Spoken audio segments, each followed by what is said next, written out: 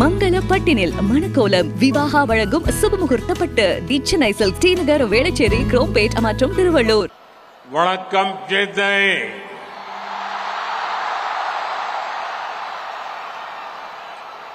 तमिलनाडु के गवर्नर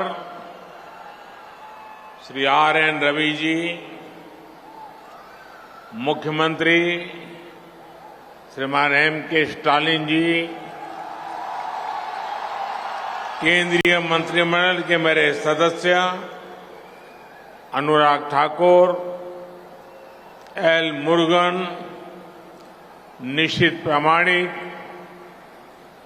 तमिलनाडु सरकार के मंत्री Udhayanidhi Stalin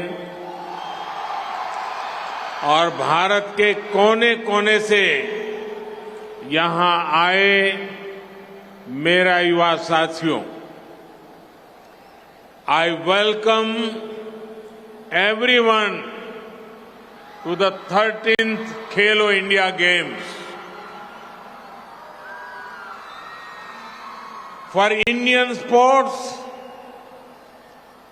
this is a great way to start 2024. My young friends gathered here represent a young India, a new India.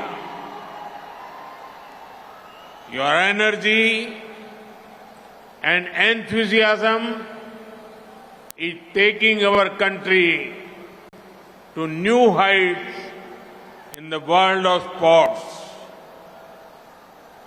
I extend my best wishes to all the athletes and sport lovers who have come to Chennai from across the country. Together, you are showcasing the true spirit of Ek Bharat, Shrestha Bharat. The warm people of Tamil Nadu, the beautiful Tamil language, culture and cuisine will surely make you feel at home. I'm sure that their hospitality will win your hearts. The Khelo India Youth Games will certainly provide you with an opportunity to showcase your skills. But it will also help you make new friendships that will last a lifetime. साथियों, आज यहां दूरदर्शन और आकाशवाणी की अनेक परियोजनाओं का उद्घाटन और शिलान्यास भी हुआ है।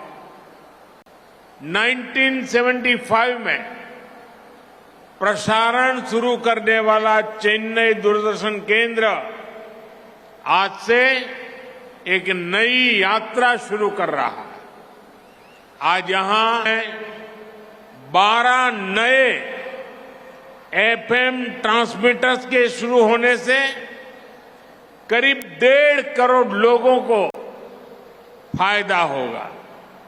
आज 26 नई FM ट्रांसमीटर्स परियोजनाओं की आधारशिला भी रखी गई है। मैं तमिलनाडु के लोगों को, देश के लोगों को इसके लिए भी बधाई देता हूं। साथियों, भारत में खेलों के विकास में तमिलनाडु का विशेष स्थान रहा है। ये चैंपियंस पैदा करने वाली धरती है। इस भूमि ने टेनिस में नाम रोशन करने वाले अमृतराज ब्रदर्स को जन्म दिया। इसी धरती से हॉकी टीम के कप्तान भास्करन निकले, जिनकी कप्तानी में भारत ने ओलंपिक में गोल्ड मेडल जीता। शतरंज के खिलाड़ी विश्वनाथन आनंद प्रज्ञानंद और पैरालंपिक चैंपियन मरियप्पन भी तमिलनाडु की। इसमें 50,000 से ज्यादा महिला एथलीट्स ने हिस्सा लिया। 10 का दम जैसी पहल ने भी 1 लाख से ज्यादा महिला एथलीट्स को अपना टैलेंट दिखाने का अवसर दिया। साथियों, आज बहुत लोगों को हैरानी होती है कि अचानक ऐसा क्या हुआ कि 2014 के बाद हमारे एथलीट्स का प्रदर्शन इतना बेहतर कैसे हो गया। आपने देखा है कि भारत ने टोक्यो ओलंपिक और पैरालंपिक गेम्स में अब तक का सर्वश्रेष्ठ प्रदर्शन किया। एशियन गेम्स और एशियन पैरा गेम्स में भी भारत ने इतिहास रच दिया। यूनिवर्सिटी गेम्स में भी भारत ने मेडल्स का नया रिकॉर्ड बनाया। ये अचानक ही नहीं हुआ है। देश के खिलाड़ी की मेहनत और जज्बे में पहले भी कमी नहीं थी, लेकिन बीते 10 वर्षों में उसे नया आत्मविश्वास मिला है। कदम कदम पर सरकार का साथ मिला है। पहले खेलों में भी जिस प्रकार के खेल होते थे उनको हमने बंद किया है। बीते 10 वर्षों में सरकार ने रिफॉर्म्स किया, खिलाड़ियों ने परफॉर्म किया और स्पोर्ट्स का पूरा सिस्टम ट्रांसफॉर्म हो गया।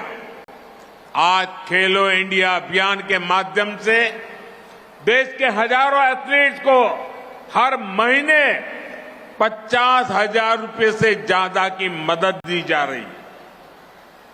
2014 में हमने टॉप्स यानी TOPS यानी टारगेट ओलंपिक पोडियम स्कीम को लॉन्च किया था। इसके जरिए हमने टॉप एथलीट्स की ट्रेनिंग, इंटरनेशनल एक्सपोजर और बड़े स्पोर्ट्स इवेंट्स में उनका पार्टिसिपेशन सुनिश्चित किया है। अब हमारी नजर इस साल पेरिस और 2028 के लॉस एंजलिस ओलंपिक गेम्स पर है। इसके लिए भी टॉप के तहत खिलाड़ियों को हर संभव मदद की जा रही है। Friends, today we are not waiting for you to come to sports, we are taking sports to youth. साथियों, खेलो इंडिया जैसे अभियान गांव, गरीब, आदिवासी और लोअर मिडिल क्लास परिवारों के युवाओं के सपने साकार कर रहे हैं। आज जब हम वोकल फॉर लोकल कहते हैं तो इसमें स्पोर्टिंग टैलेंट भी शामिल है। आज हम लोकल लेवल पर खिलाड़ियों के लिए बेहतरीन सुविधाएं और अच्छे कॉम्पिटिशन्स ऑर्गेनाइज कर रहे हैं। इससे उन्हें इंटरनेशनल लेवल का एक्सपोजर मिलता है। बीते 10 वर्षों में ऐसे अनेक इंटरनेशनल टूर्नामेंट्स हमने पहली बार भारत में आयोजित किए। आप कल्पना कर सकते हैं, देश की इतनी बड़ी कोस्टलाइन है, इतने सारे बीचेज हैं, लेकिन अब जाकर पहली बार दीव में बीच गेम्स का आयोजन हुआ है। इन गेम्स में मलखंब जैसे पारंपरिक भारतीय खेलों के साथ साथ 8 स्पोर्ट्स शामिल थे। देश भर के 1600 एथलीट्स ने इनमें कम्पीट किया। इससे भारत में बीच गेम्स और स्पोर्ट्स टूरिज्म का एक नया चैप्टर शुरू हुआ है। इससे हमारी कोस्टल सिटीज को बहुत लाभ होने वाला है। साथियों, हमारे यंग एथलीट्स को इंटरनेशनल एक्सपोजर मिले और भारत ग्लोबल स्पोर्ट्स इकोसिस्टम का अहम केंद्र बने, ये हमारा संकल्प है। इसलिए हम 2029 में यूथ ओलंपिक्स और 2036 में ओलंपिक गेम्स भारत में कराने के लिए पूरी मेहनत से काम कर रहे हैं। आप सभी जानते हैं कि स्पोर्ट सिर्फ मैदान तक सीमित नहीं है, बल्कि स्पोर्ट अपने आप में एक बहुत बड़ी इकोनॉमी है। इसमें युवाओं के लिए रोजगार की अनेक संभावनाएं हैं। मैंने आने वाले 5 वर्षों में भारत को दुनिया की तीसरी बड़ी इकोनॉमी बनाने की गारंटी दी है। इस गारंटी में स्पोर्ट्स इकोनॉमी की हिस्सेदारी भी बढ़े, यह हमारा प्रयास है। इसलिए बीते 10 वर्षों से हम स्पोर्ट्स से जुड़े अन्य सेक्टर्स का भी विकास कर रहे हैं। आज देश में स्पोर्ट्स से जुड़े प्रोफेशनल तैयार करने के लिए स्किल डेवलपमेंट पर बल दिया जा रहा है। वहीं दूसरी तरफ हम स्पोर्ट्स इक्विपमेंट मैन्युफैक्चरिंग और सर्विसेज से जुड़ा इकोसिस्टम विकसित कर रहे हैं। देश में sports science, innovation, manufacturing, sports coaching, sports psychology, sports nutrition, इससे जुड़े प्रोफेशनल्स को हम प्लेटफॉर्म दे रहे हैं। बीते वर्षों में देश को पहली नेशनल स्पोर्ट्स यूनिवर्सिटी मिली। செய்திகளை உடனுக்குடனும் துல்லியமாகவும் தெரிந்து கொள்ள சப்ஸ்கிரைப் பண்ணுங்க।